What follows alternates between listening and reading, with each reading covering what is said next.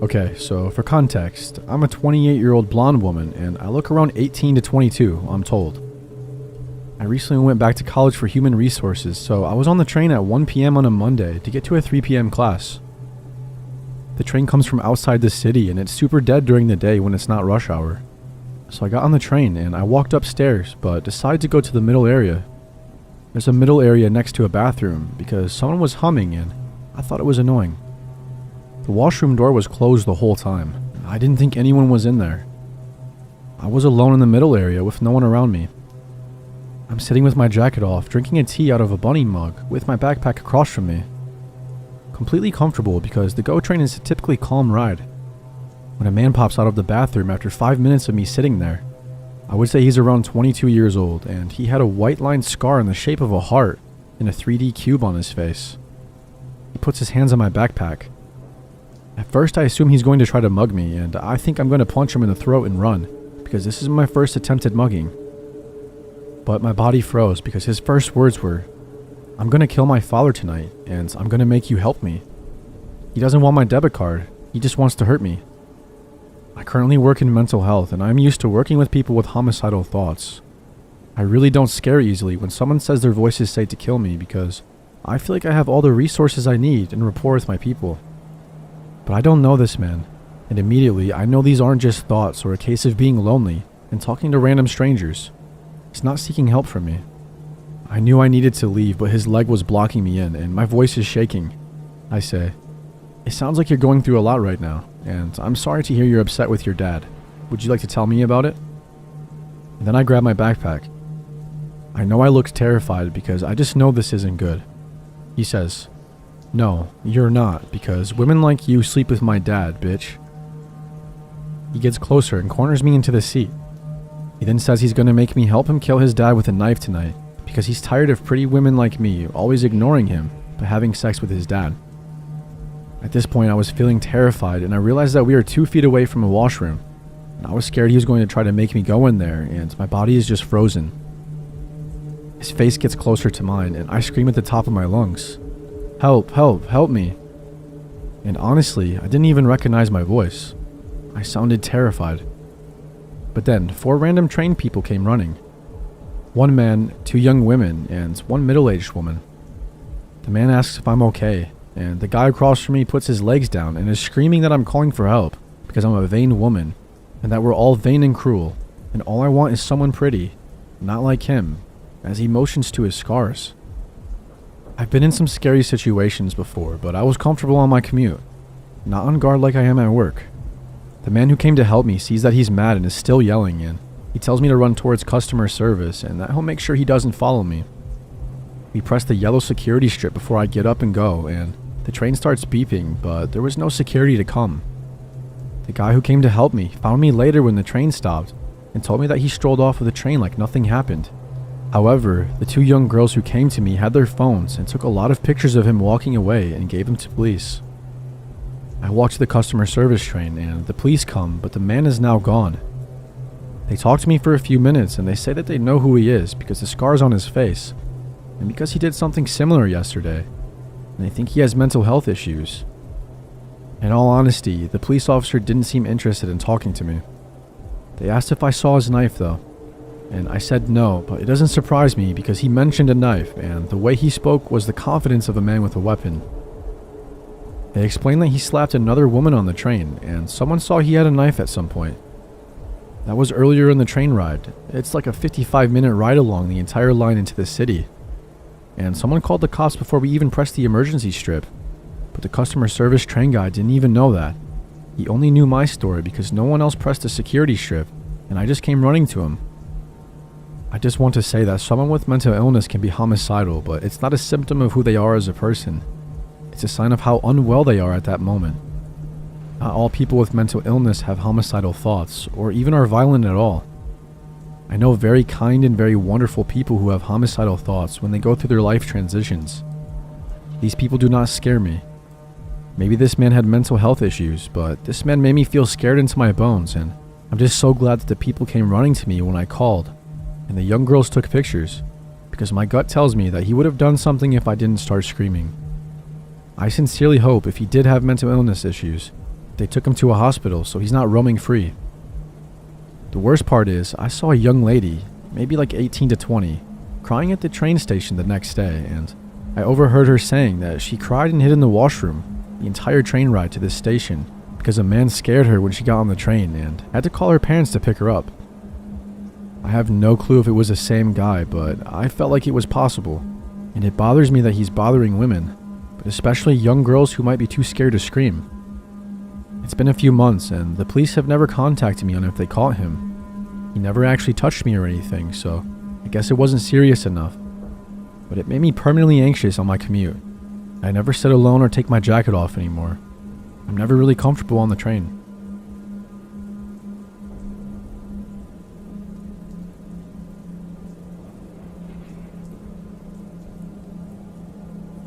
When I was 15, my mom and I took a trip to Germany and Switzerland to visit relatives. We are Canadian, and we also stopped in Italy for 2 days. We kept our Italy plans loose, and we decided at the station to hop on a train to Milan. When we arrived, we felt a little lost in the train station, and we were dragging our large, heavy luggage. So my mom left me with the bags in a seating area off to the side. The Milan train station is huge and busy, while she went to find someone to help us with accommodations for the night. There wasn't anyone else sitting in the strip of seats, so it was strange when a man decided to sit 2 spots away from me. Probably only a minute or 2 after my mom had left. He smelled like the floor of a filthy bathroom that was littered with cigarette butts. I felt slightly uncomfortable, but I didn't look at him and I continued to wait. But soon, I could just feel his eyes on me. I gave him a warning glance like, "Hey, I know you're staring, so stop." A few times, but he did not stop staring. I then realized he was staring at my crotch, and I began to feel really uncomfortable by now. But I had these big heavy bags and I didn't want to move in case my mom couldn't find me. And then after that, he started touching himself, rubbing over his jeans. And then a man passed by, and the creep stopped rubbing himself. I was frozen. Then he continued when the other man was gone. Up until this point in my life, I'd never experienced such objectification and violation. My horror and unpreparedness allowed him to continue. Finally, I hopped up and pushed all the luggage as fast as possible around the corner, feeling his eyes until I was out of sight. But he was still close by. Now what? Then I spotted my mom coming down the escalator and burst out crying. My mom and I decided to leave Milan. That night on a connecting train platform, I swear I saw him again, following what looked like a school group. I'm not sure if it really was him, but I know this is what I perceived.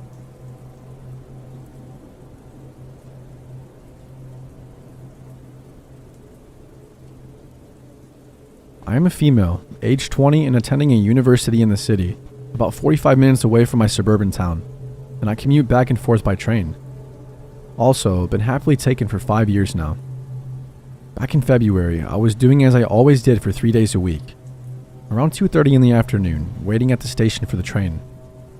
I walked up to the platform, out of breath from climbing 50 steps to get up there, and I stood over by one of those freestanding platform advertisements, and I leaned up against it to rest. There was some larger guy, looking not too much older than myself, wearing a long black trench coat and dark pants standing nearby, but I didn't take much note. But suddenly, he smashes his hand and arm against the billboard, as if he fell into it. I glanced over at him and he immediately said sorry in a surprisingly light, creepy-ish sounding voice for a guy his size. He was roughly 220 pounds, maybe 5'7". Something seemed peculiar about that action that he just did on that advertisement thing. It almost looked like he intentionally banged into the billboard to get my attention. It looked pretty stupid out of my peripheral vision, and it didn't sit right with me. That led us into chatting while waiting for the train. Bear in mind that this entire interaction happened in only a span of 5 minutes, because I like to make sure I walk myself to the train with only little time to spare. That way I'm not just hanging around at the station after school. The area doesn't have the best reputation for safety and crime.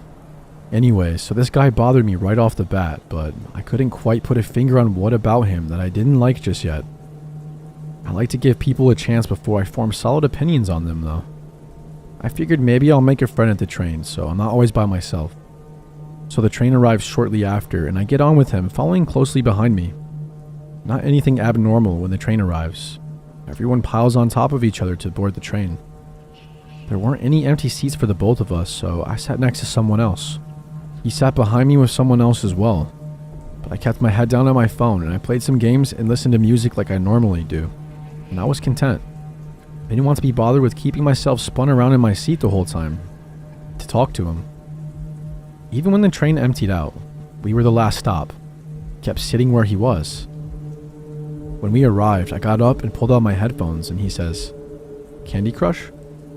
So I happily nod and I tell him that I'm addicted to playing it. Just normal chatter, but a bit unnerving that he was peering over the seats to look at what I was doing.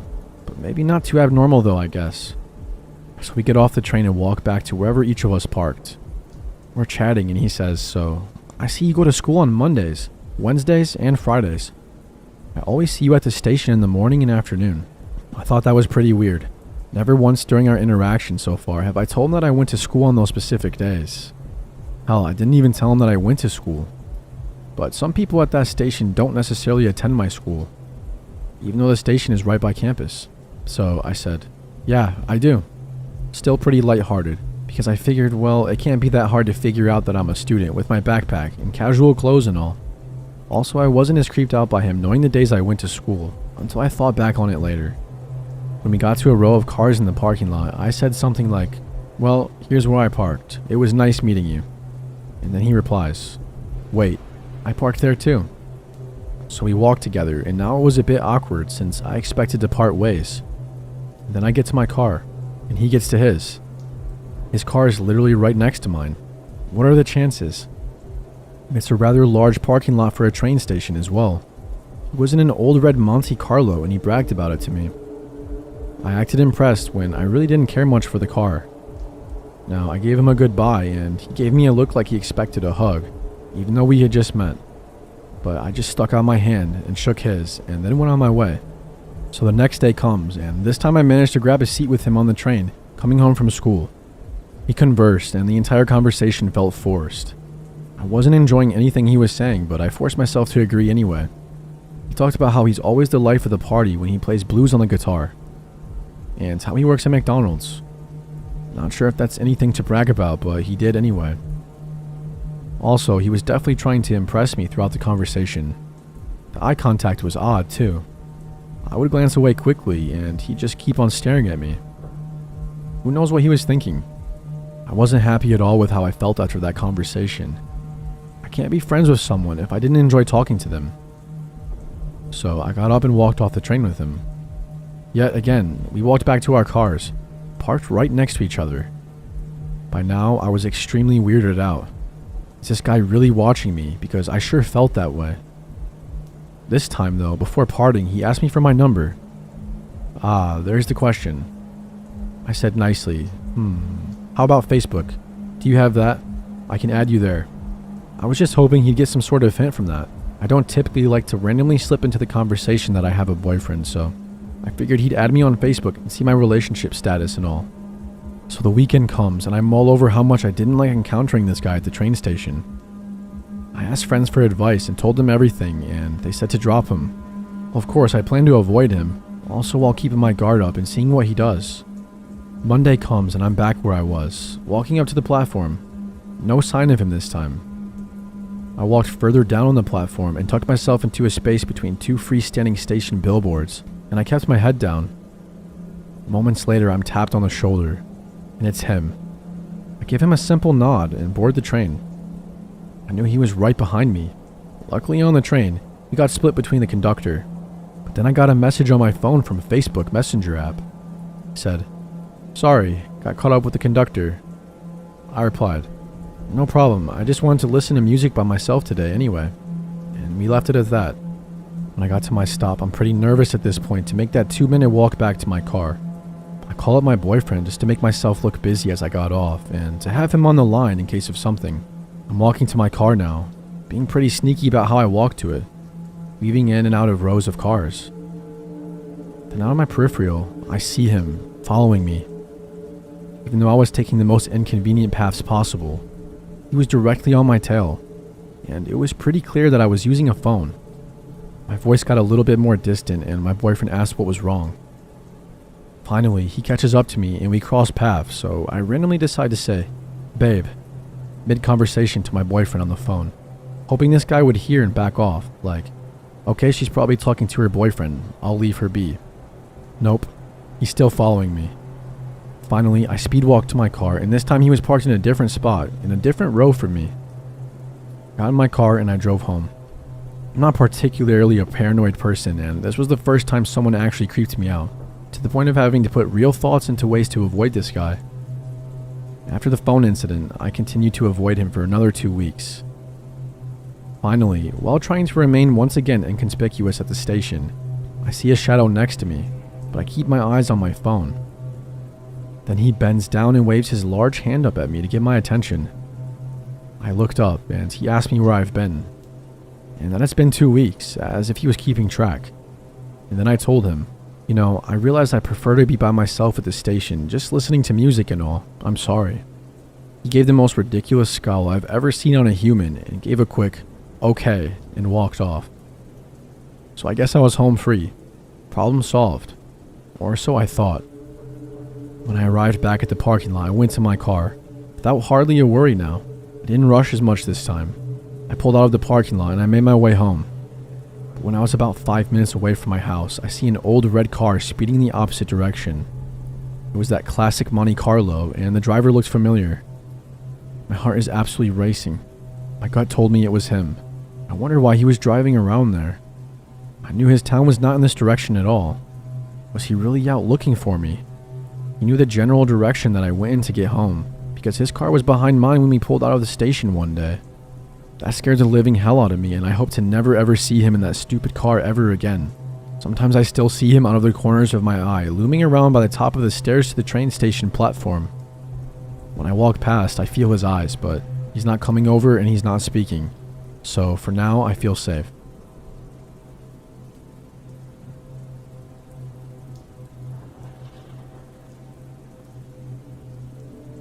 This happened to me 2 to 3 years ago. I was around 23 at the time. I am a female and I live in Romania. One night I was coming home from class. Master's classes start after 6 p.m. and end at 10 p.m., sometimes around 11. I had to take the subway for about 12 stops. The destination I had to get off at was at the end of the line for the subway. At that time, there wouldn't be many people in the subway. I suppose I'm a pretty lonely person, so all I need is my headset and my music, and I'm good to go. Said and done, I plug in my music, and I pick the furthest chair in the subway, away from the only 2 people that were taking it with me at the time. So far so good, until I see, with the corner of my eye, a silhouette approaching me and sitting right next to me. It was a man, fairly built with dark hair, wearing glasses and a black shirt with a black hoodie, but a sickening smile. He doesn't engage in talking with me, but would just stare at me, my phone, as I would browse through my music. I can hear him breathing heavily, not painfully, but just strange. I feel so uneasy that I decide to change my seat and go even further behind, trying to avoid him without looking like a freak. I pick a new chair and sit down, plug my headset in again, and I proceed with the remaining 6.5 stops on my way home. When I see the silhouette growing bigger and bigger and a breeze running on my skin, as I realize the guy is again sitting right next to me, glancing right at me, with dead eyes and a big smile. I panic, and there are still 4 stops to go. I have nowhere to hide. I look at the other person in the subway and I try to sit next to her, thinking that strength comes in numbers, but she is no longer there. I start shaking, but not allowing the creeper to notice me being vulnerable the best I can. I stand up and go to the door, and I decide to stand until my stop comes. This way he won't sit next to me, right? No, wrong, because he comes straight after me and sits on the chair, right near the door, and because he couldn't see my phone from that angle, he fixates on me instead. It felt like he was staring into my soul with his black dead eyes, and he says, "Hi gorgeous, why are you avoiding me?" I'm freaking out at this point as I look at my phone, trying to call my boyfriend or message him, and he stops me by saying, "I know no one will help you. You would have sent an SOS message by now. I know that you didn't." At that moment I realize I am cornered.